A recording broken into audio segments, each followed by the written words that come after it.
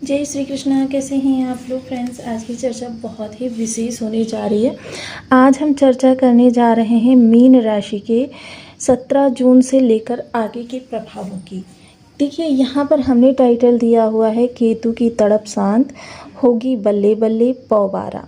तो ये सब स्थितियाँ किस तरीके से होने जा रही हैं, क्योंकि केतु जो हैं वह देखिए सबसे पहले यदि देखा जाए तो इनके मस्तिष्क नहीं है, और मस्तिष्क नहीं है इसीलिए इनके प्रभाव जो होते हैं ज़्यादातर निष्क्रिय होते हैं।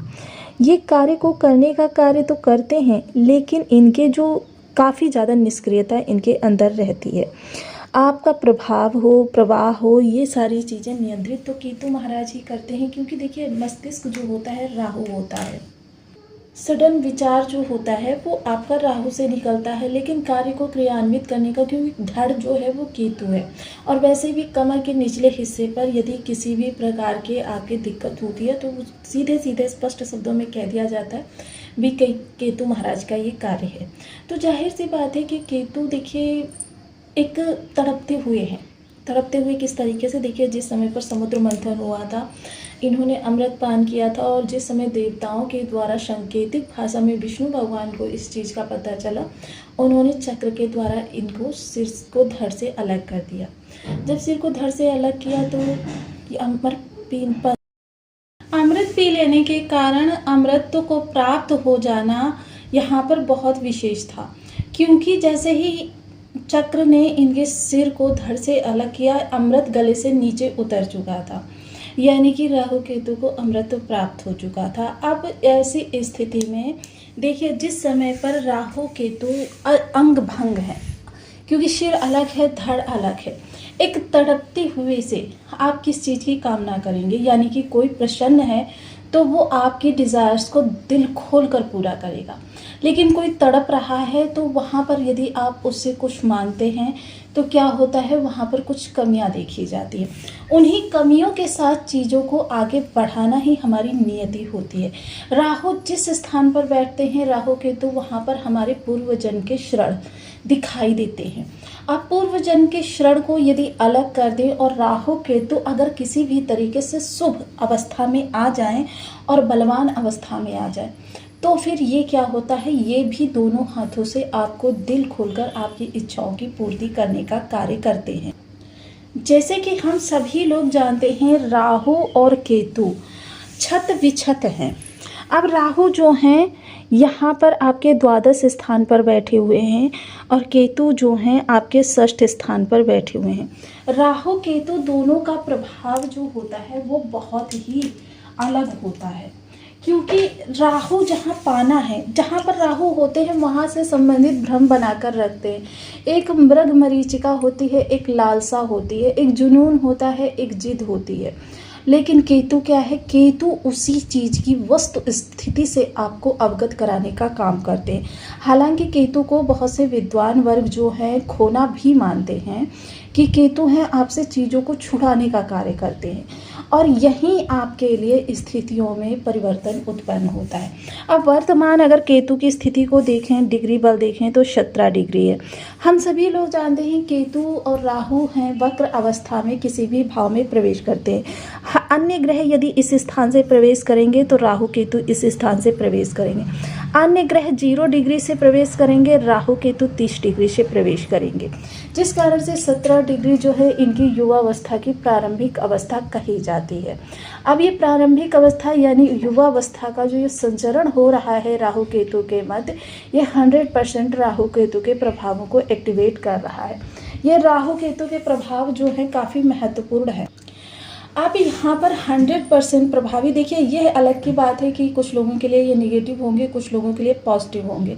अब नेगेटिव पॉजिटिव क्योंकि केतु के लिए आपको एक चीज़ मैं स्पष्ट बता दूं, सबसे पहले इनके राशिपति को देखा जाएगा। राशिपति जो वर्तमान समय में मिथुन राशि में आ चुके हैं, सुख भाव से गोचर कर रहे हैं। अब सुख भाव में आया हुआ ग्रह सुखों का कारक होता है।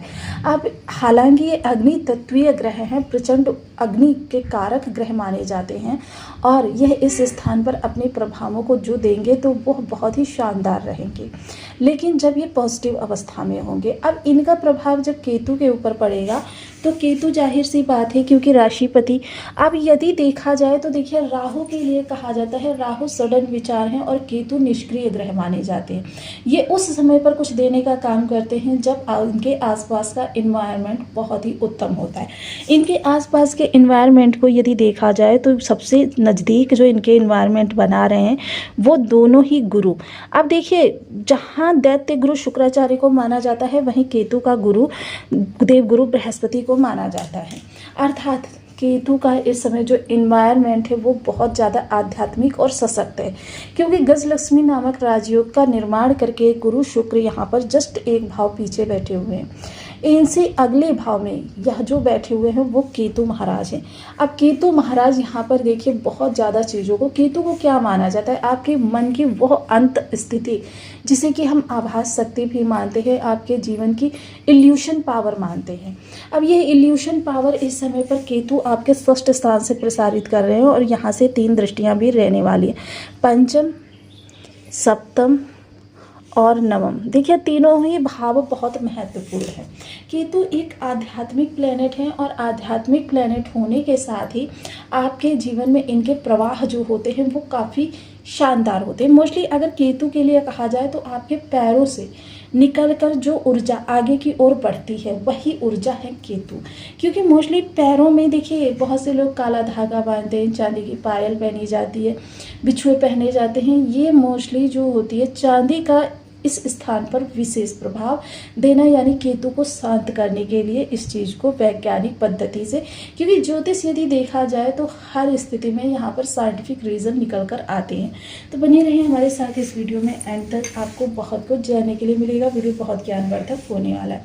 यदि आपकी लग्न में कुंडली के प्रथम भाव में 12 नंबर बना हुआ है तो ये राशिफल आपके लिए। यदि कुंडली में कहीं भी चंद्रमा के साथ 12 नंबर बना हुआ है तो ये राशिफल आपके लिए। कुंडली ना होने की स्थिति में आप इसे नाम राशि से भी देख सकते हैं।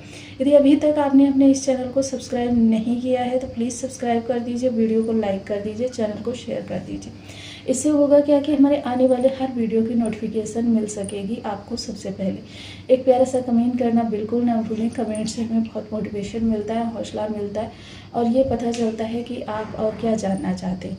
तो ये बहुत महत्वपूर्ण अवस्था इस समय पर निकल कर आ रही थी हमारे सामने कि राहु केतु का जो ये प्रवाह था ये हमारे लिए, क्योंकि राहु को पाना और केतु को खोना। मोस्टली राहु जहाँ पर मृग मरीचिका किन किन स्थानों पर फैलाएंगे ये भी हम देख लेते हैं। राहु की मृग मरीचिका आपके घर में फैलेगी, केतु के स्थान पर फैलेगी और अकूत धन पर फैलेगी। अब यहाँ पर क्या है, केतु के पास क्या है, आपकी इल्यूशन पावर। क्योंकि मोस्टली दोनों के प्रवाहों में अगर देखा जाए तो इल्यूशन पावर, ये आभास शक्ति के द्वारा आप किसी कार्य को करने जा रहे हैं और बहुत आपकी प्रगाढ़ आस्था है उस कार्य के प्रति, बहुत मन में बेचैनी है, दृढ़ इच्छा शक्ति है, विकल्प है। हर चीज़ यदि आपकी देखी जाए तो उस स्थान से संबंधित जो निकल कर आ रही है ये आपके अंतः शक्ति को दिखा रही है। लेकिन अब कभी कभी क्या होता है, ये स्वप्न के माध्यम से आपको प्रेरणा देने का कार्य करते हैं और कभी कभी ये स्पष्ट रूप से खुली आंखों से आपको प्रेरणा देने का कार्य करते हैं। अब यहाँ पर ये आपको अवगत कराते हैं कि आने वाली चीज़ आपके लिए फ्यूचर में अच्छी होगी या उसके रिजल्ट जो है निगेटिव आने वाले हैं। आपके लिए चीज़ें आपके मन के अनुकूल होती हुई दिखाई देंगी। आपके किस स्थान पर परिस्थितियाँ विषम हो सकती है, यह आपकी आभास शक्ति।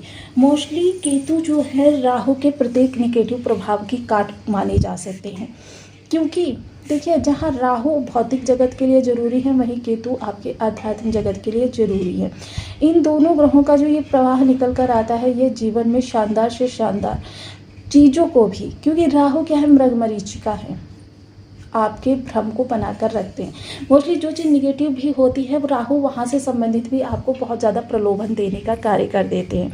अब जब भी बहुत ज़्यादा प्रलोभन से प्रलोभित व्यक्ति हो जाता है, क्योंकि देखिए हर कोई जो है आजकल के युग में अपनी गरीबी को दूर करना चाहता है और मोस्टली धनाढ़ लोग भी और ज़्यादा धनाढ़ होना चाहते हैं और धनाढ़ से धनाढ़ लोग कीर्ति को प्राप्त करना चाहते हैं।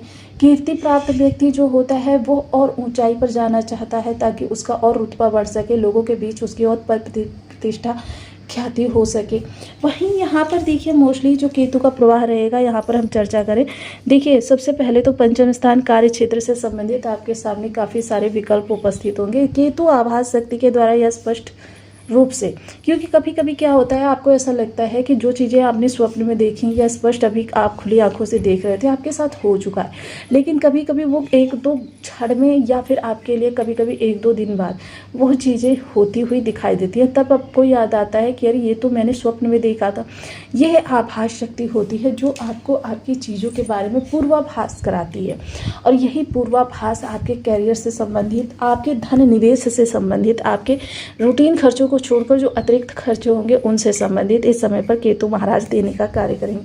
हालांकि केतु महाराज जो हैं अपनी स्थिति के अनुसार बहुत स्पष्ट या फिर सांकेतिक भाषा में आपको ये कार्य करने का प्रयास करेंगे। वहीं गुरु शुक्र इनका आसपास का एनवायरनमेंट होने के कारण इस समय पर इन पर विशेष प्रभाव डालते हुए देखे जाएंगे। तो गुरु शुक्र का साथ होना यानी कि इस समय आध्यात्मिक शक्ति को प्रज्वलित रूप से कर रहे हैं केतु महाराज। अब जितनी ज़्यादा आपकी आध्यात्म चेतना इस समय पर जागेगी उतना ही ज़्यादा आपके लिए केतु के प्रभाव शानदार रहने वाले। अब केतु के प्रभावों के आध्यात्मिक रूप से देखिए, बहुत से लोग इसको ख्याल लगा लेते हैं कि हमको हर समय पूजा पाठ ही करना रहना है, व्यवहारिक जगत से संबंधित उतना ध्यान नहीं देना है। देखिए, केतु को जब भी हमें जगाना हो मात्र आधा घंटा, कि हमको अगर अपनी आभास शक्ति को जगाना है तो हमको मात्र आधा घंटा ध्यान मुद्रा वो भी नहीं संसारिक को दिखाने के लिए। ध्यान मुद्रा वो होनी चाहिए कि आप अंदर अपने आप से साक्षात्कार कर सकें, अच्छी तरीके से आप स्वयं को जान सकें। यही होता है केतु। जब व्यक्ति, क्योंकि केतु सदैव चाहता है कि आप उस वस्तु स्थिति का स्पष्ट रूप से भान कर सकें जो वस्तु स्थिति प्राप्त करने के लिए आप इस संसार में आए हैं।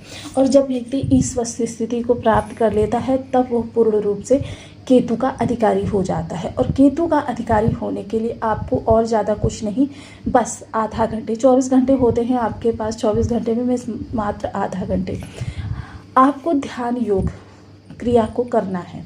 अब ध्यान योग क्रिया जब आप रेगुलर रूप पर करेंगे तो आप स्वयं देखें